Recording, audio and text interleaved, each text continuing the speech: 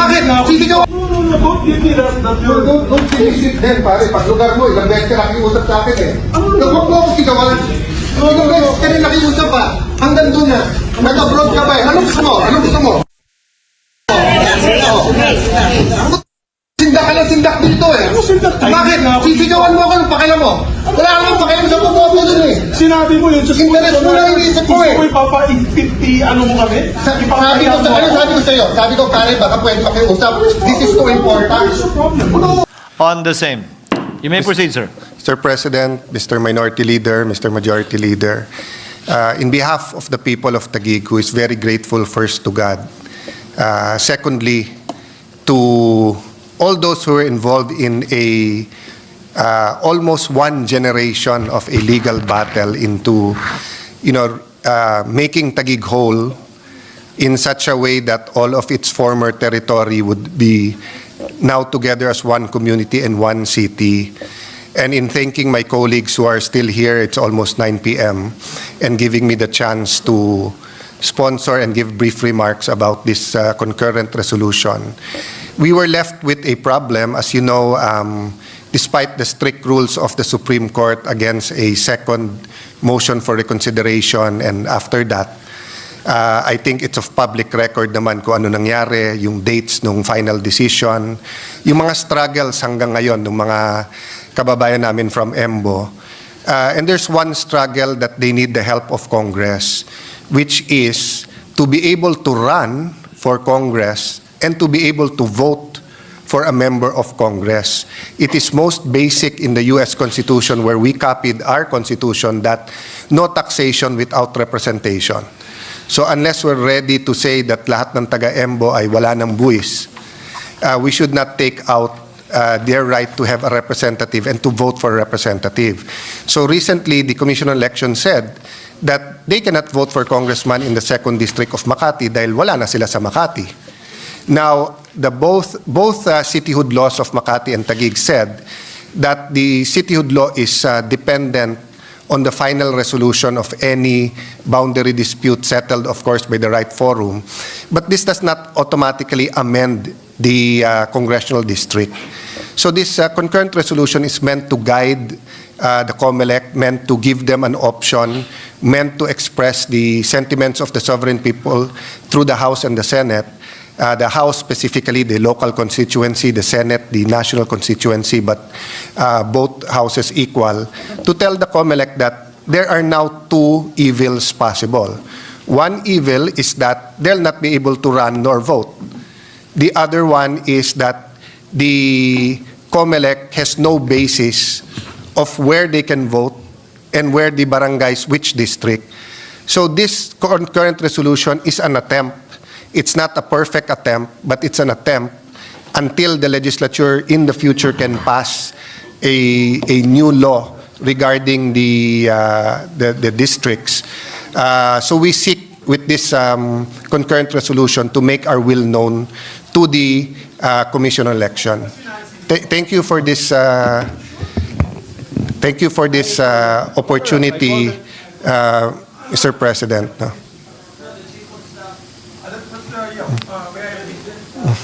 Yes, with due respect. Patapusin mo na muna si Al. Are you done? Yeah. Are you done? So Mr. President, Tawagan mo na, Meg. I confirmed it with him. yeah, I'm just saying, Mr. President, that a little over 300,000 people and the number of voters is just on the resolution. We cannot do nothing. So I know some of our colleagues have, sa Tagalog, parang agam-agam.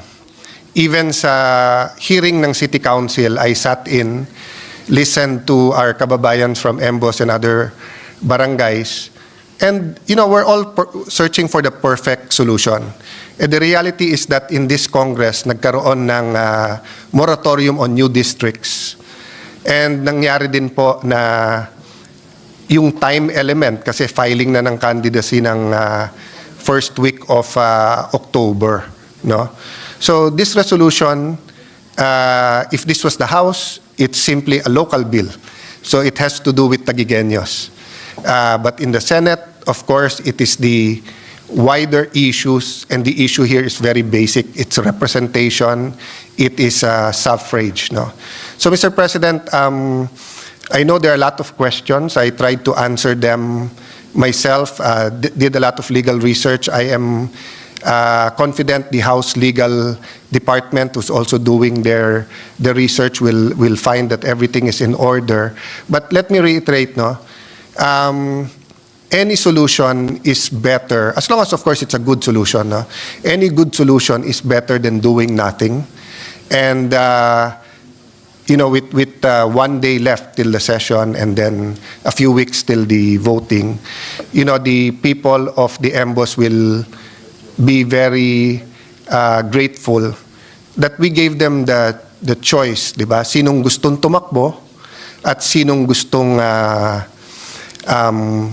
nilang iboto. Sinong gusto tumakbo, sinong gusto iboto. Let me lang reiterate, Mr. President, wala nang problema po sa mayor, vice mayor, councilors because nag-statement na po ang Commission on Election that they can vote for the councilors and the vice mayor and the mayors. And in fact, adjustments have been made to make sure they have representation sa population nila. So it's really the congressional district ang problema.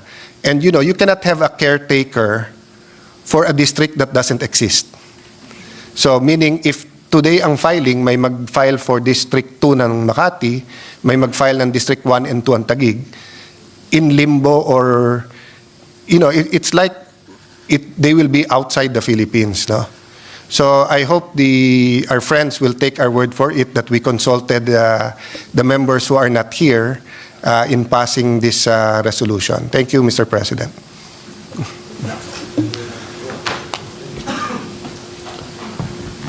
Thank you, Your Honor. Mr. President, if I may. What is the pleasure of Senator Zubiri? Yeah, just two issues. One is, this was not in the daily agenda, this concurrent resolution number 23, but I know, of course, our good colleague would like to have his area not be disenfranchised in voting. So sometimes we take it up, important matters such as this, to be able to answer the times. And this particular issue is on the disenfranchisement of these 10 EMBO barangays. However, Your Honor, I'm trying to get in touch with our colleague who is from Makati, and I do not know, does this have any implication to Senator Binay's I can state for the record, Mr. President, it has nothing to do with Makati anymore because all of these barangays are now under Taguig, being administered by Taguig, and the problem is they'll not be able to vote for any... May I ask for just a 1 minute suspension, she's calling. 1 minute suspension lang, Mr. President. Session is suspended. Senator Zubiri, seeking the floor. No. He wants to manifestation. I'll wait for his manifestation. I don't know. Senator Cayetano. Senator Cayetano is recognized for his manifestation. Mr. Senate President, before that, am I correct that the former Senate President wants to move that we suspend the consideration of this concurrent resolution and discuss it tomorrow? If yes, then may I make a... Yeah. Mr. President, my question, first of all, I don't know anything about this bill. Nothing. It just came out of the air. So this is a Senate concurrent resolution. This is not a simple resolution. And I was a majority leader, like you've been also a minority leader, I believe, a majority leader. And the concurrent resolution has a force of, before the Supreme Court came out with the decision that it does not have a force of law, but it used to have a force of law. So ang question ko lang dyan, Mr. President, is, with due respect to him, I know it's a local issue. I know it's a local issue, and it's important to you guys. And I don't want to disenfranchise anyone. Ang akin lang sana, explain sana sa amin ano itong pag-usapan natin. Yun lang. And I asked a colleague who represents particularly before these 10 EMBO barangays, I asked her, and she also doesn't know what's going on. Due courtesy lang ba? Sort of some respect and due courtesy. Yun lang akin, Mr. President. I have, again, if I raised my voice, it's because, it didn't have to go that way, and I apologize if I raised my voice. Okay? Ang akin dyan, if it will help you, maybe we can pass this, we can take it up tomorrow. ang akin lang naman, it is all about. We have no caucus. We've never had a caucus since I asked for one at the beginning of the incumbency of the good Senate President. So I don't know. If we had a caucus, you could have raised it there and said, this is a very simple piece of resolution. Nobody's going to get affected. We're going to get them to vote at least in these elections. You know, if I was told that, then I would have no problem.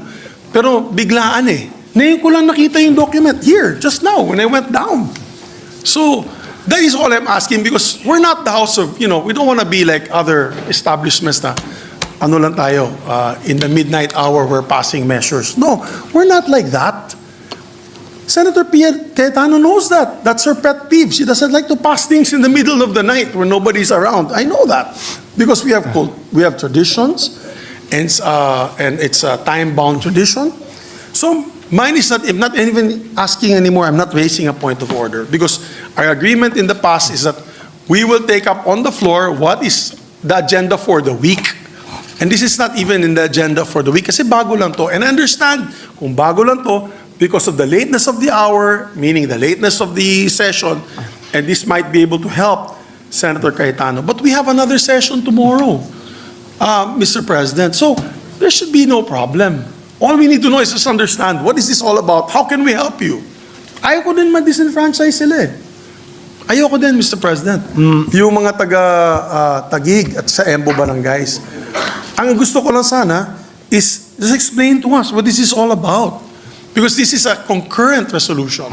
If it was a simple resolution saying that the Senate would like the COMELEC to recognize these Embo Barangays and come up with this procedure, wala po akong problema, Mr. President. But this is a concurrent resolution which is a tad higher, a notch higher in terms of implementation and validity. Yun lamang po, Mr. President. No offense meant to my dear colleague. I know it means a lot to him. I'm not here to stall, and I'm not here to disenfranchise anyone. Yun lang po, Mr. President. Yung akin lang, sana ma-explain lang sa amin. And with due respect, we're all elected senators here. I will not pass a measure na hindi ko papadaanan sa inyo or to anyone, in fact, without going through the motions. Yun lang po, Mr. President. Yun lang request ko. It's just a simple request that tradition should be followed, at least to explain to us, at least come up with an interpellation on the measure on this particular concurrent resolution. Because even with simple resolutions, we have periods of interpellation. We have period of amendment in simple resolutions, lalo ng concurrent resolutions. So yun lang po ang request ko, Mr. President. Thank you. Mr. President, let me just state Before the Honorable Cayetano responds with his manifestation, Chair would like to place on the record. Number one, as correctly pointed out by Senator Zubiri, this is a concurrent resolution, and by virtue of the Supreme Court decision, is no different from an ordinary resolution. Hence, it does not have to go through 3 separate readings on 3 separate days. Number two, we did give due courtesy to Senator Nancy, even if this involves barangays that are no longer part of Makati, but because the chair thought it used to belong to Makati, we cleared it with her. I don't know if the statement of the gentleman was stated on the record that we consulted their administrative staff. The answer is no. We consulted the chief of staff named Christine and her head of legis named Isa, who according to them consulted the good senator about it, and the response was, she can confirm or deny the same tomorrow, it has nothing to do with Makati because it has everything to do with Taguig. Hence, we proceeded and clarified it with the minority leader, with the indulgence of the minority leader, given the urgency of the matter as raised by Senator Cayetano. Just to place that on the record. Senator Cayetano. Yeah, is Mr. recognized. President, thank you for clarifying that because I just like to put on the record, this is my 3rd term as a senator. I've been a majority leader, minority leader. Never po ako nagpalusot ng kahit anong bill sa kahit anong oras. I know my responsibilities here. I know the rules. lahat naman tayo hindi perfect. Siguro ilan lang sa kwarto na to and mostly they're from the staff ang memorize ang rules, no? Kaya nga makikita ng mga taong nanonood ngayon, lumalapit pa kami dyan sa harap or dito sa gilid sa staff kapag ka magtatanong sa rules because may precedents yan, rich na yung history. Now, we did not violate the rules because the joint resolution, the concurrent resolution was filed yesterday, and unlike before that it was treated like a with force of law, dinadaan po natin yan in a process that's like that. But after the Supreme Court decision, na sinasabi it's like a resolution, it's the sentiment, yung kalooban ng House at Senate, we treat it like any other resolution. The person objecting now was our former Senate President. He knows naman that you do not go to all 24 senators. You go to the minority because you're part of the majority. And I did go to the majority last night pa. Last night, the Senate President advised me to talk to Senator Nancy, and due to some recent misunderstandings, he offered na kung gusto mo, ako nakakausap. And I waited all day long until nga mag-respond yung Chief of Staff niya. So, it's not just an emotional issue. It's not a local issue. It's an issue of constitutional importance, the ability for people to vote. The good senator, Senator Zubiri, said kung i-explain lang sa kanya. Kaya nga ako lumapit sa kanya sa harap eh. Sabi ko, gusto mo explain. Sabi niya, bukas na. Sabi ko, I don't wanna take the risk. Nakita niyo naman yung mga ulan ngayon, kung bumagyo bukas at mag-adjourn tayo. So, walang taga-embo na pwedeng tumakbong congressman. Walang pwedeng bumoto. This is a 5-page resolution. Very easy reading.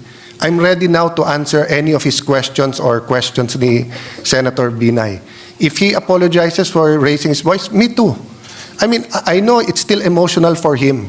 That's why ilang beses na nagsisigawan dito, never ko siya in-approach, never ko siya kinontra. Nakaupo lang ako dyan sa harap or dito or dun sa tabi ni Senator Tulfo. Tumatabi-tabi lang po ako. But that's why I humbly came to him kanina while he was on the phone with Senator Binay and said, can I explain this to you? Pwede ko ba i-explain sa'yo? Kung may question, so let's not come here and say na, hindi, bukas na to, ipaliwanag lang. I'm ready to explain it to him now. It's a very simple resolution.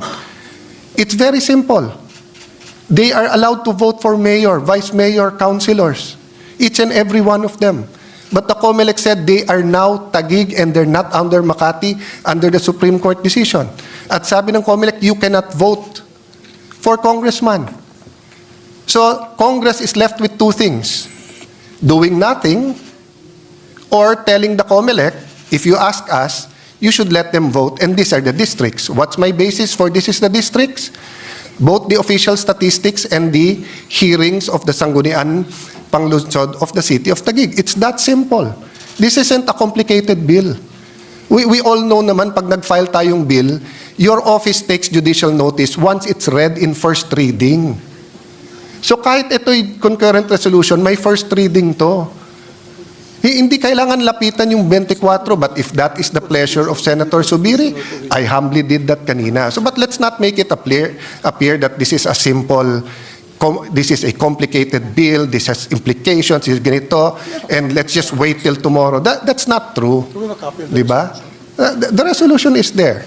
Diba? Nakiusap na lang. Sabi nga ni Minority Leader, please make it brief for a simple reason.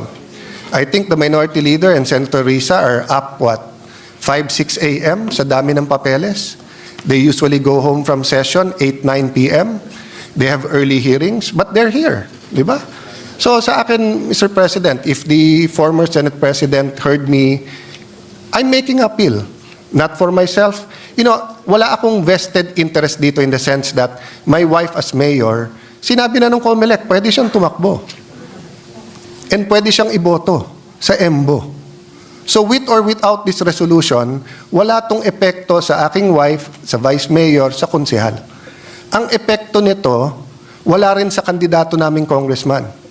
Because with or without this resolution, yung kakampi naming congressman ay tatakbo sa District 1 at District 2, yung kapartido. Wala rin itong epekto sa katunggali naming congressman. Because with or without this resolution, tatakbo sila. sino maapektuhan dito? Yung more than 200,000 na qualified sa EMBO na gustong tumakbong congressman at yung gustong bumoto ng congressman. And after June 30, saan sila lalapit for representation sa kanilang district? Right now, nahihilo na sila. If they go to the congressman of the 2nd District of Makati, possibly, I don't know his response, possibly, hindi na naman kayo sa Makati.